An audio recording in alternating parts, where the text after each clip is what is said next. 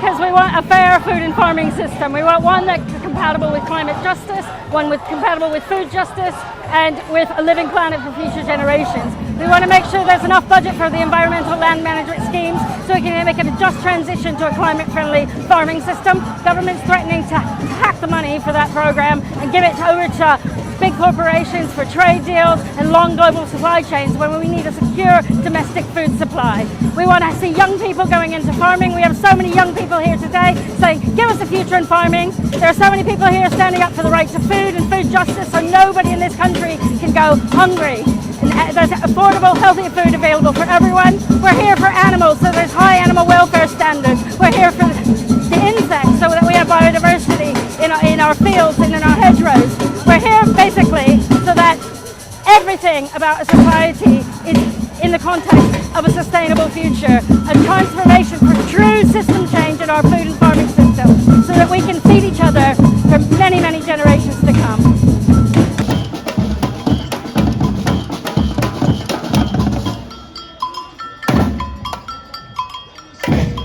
I'm here as part of our sustained contingent.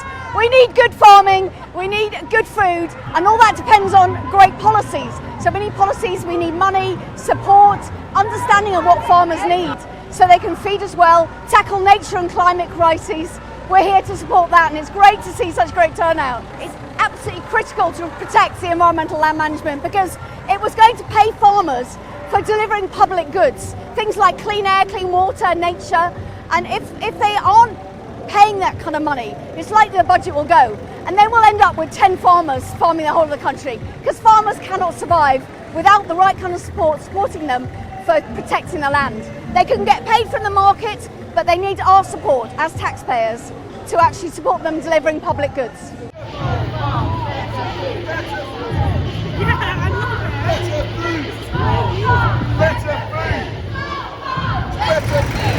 There is no climate justice without food justice, and there is no healthy planet without healthy soil, and the industrial agricultural system is degrading the skin of our planet, and it's really important for the future generations that we maintain our soils and we use agroecological farming methods to keep our farming sustainable. What do we want? When do we want it? Now. What do we want? When do we want it? Now. I'm here because we need to tell the government that they can't turn around on elms. They need to keep going because farmers need nature. We can't just have food security without having nature. And it's essential that they actually increase the budget that goes into the environmental land management scheme rather than just reverting to payments for farmers owning land. We're keen to really reach out to as many different people who are working on the land, working in the food system, catering, distributing food, people who are making sure that nobody goes hungry. And we need to connect all these different movements to make sure that everyone can afford sustainable food, and we need the government to help us do this. We're going to do it anyway, but we can just do it a lot faster if we have government support rather than having to do it on our own. We farm 600 acres, we're organic, we've been organic for 20 years, it's a mixed farm, so we do vegetables, arable and beef. We also been big into environmental schemes, so we do a lot trying to encourage wildlife on the farm, and that's what I want to see. I want to see just more encouragement to get farmers to plant more trees, plant more hedgerows. I think it's really important to be out at the moment campaigning to get more people growing food. There's an urgency to be resilient to climate change, and there's an urgency to look after the land in more nature-friendly ways. So agroecological farming, small organic farms are an essential part of our future, and it's really important that government enables and supports this, particularly through things like the ELMS system, the land management scheme which replaces the subsidies which just pay farmers to have land. Corporate agriculture, run by a few huge companies in the world, is on its way to destroying huge amounts of forest forever. And until we can deal with that, we'll continue to destroy biodiversity. We'll continue to drive indigenous people off their lands.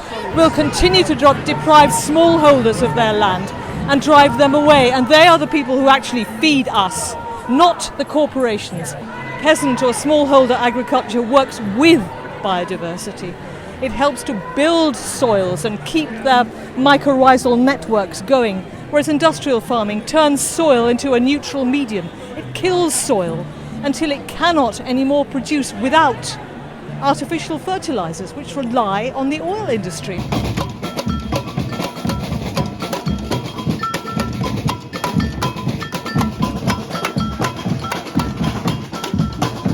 I'm at the London Farmers' March because I want to demand that we have a decentralised farming system and a decentralised market so that farmers have the freedom to demand a fair price for their high quality non-GM food to feed this island nation.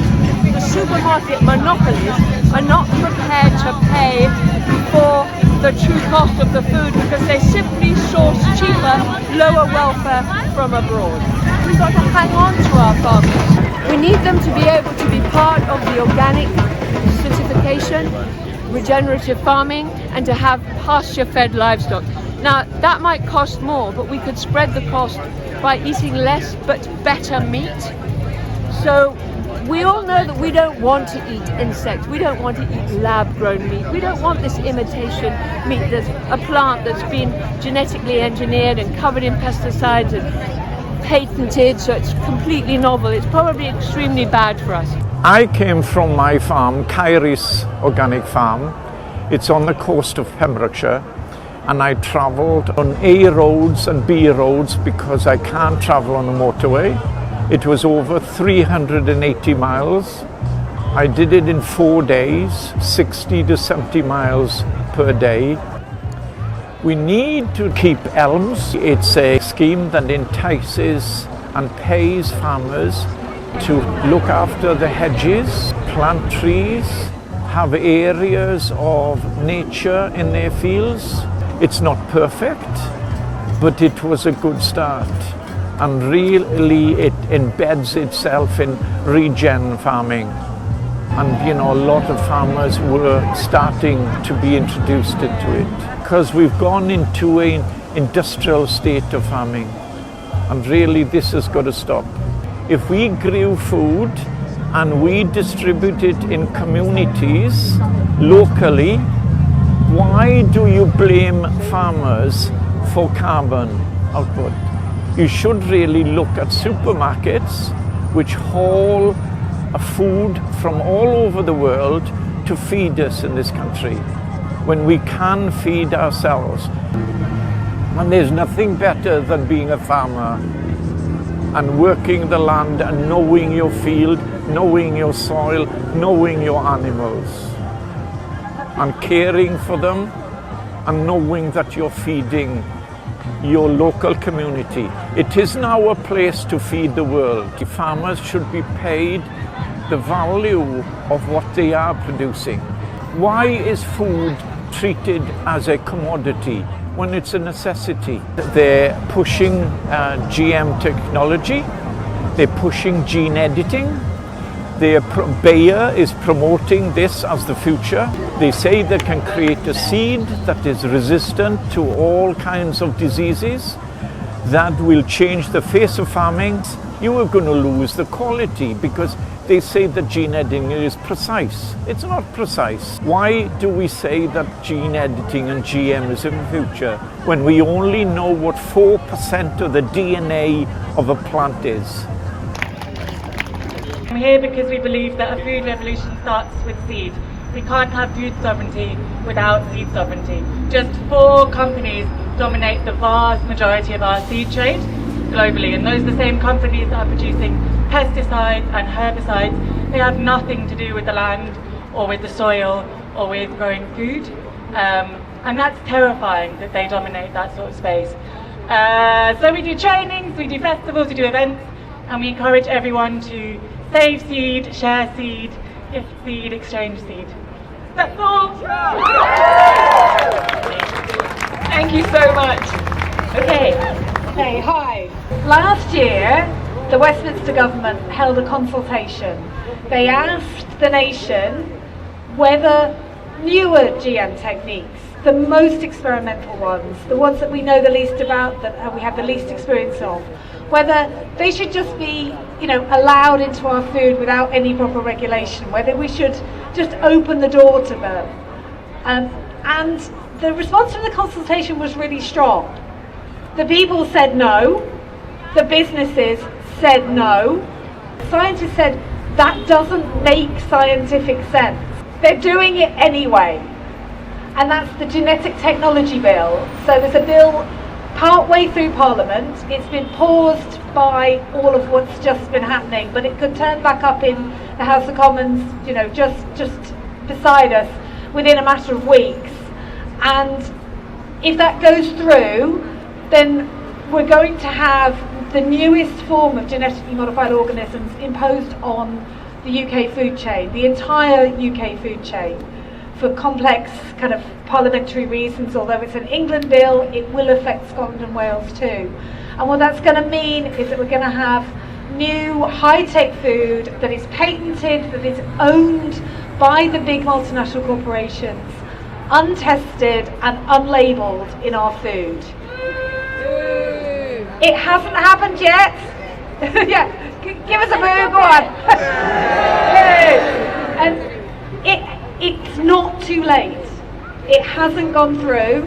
We will be asking everybody to write to their MP very, very soon, and we will be sending out really specific requests for your MP, because we've heard a lot about the fantastic solutions that are out there, the fantastic, wonderful things.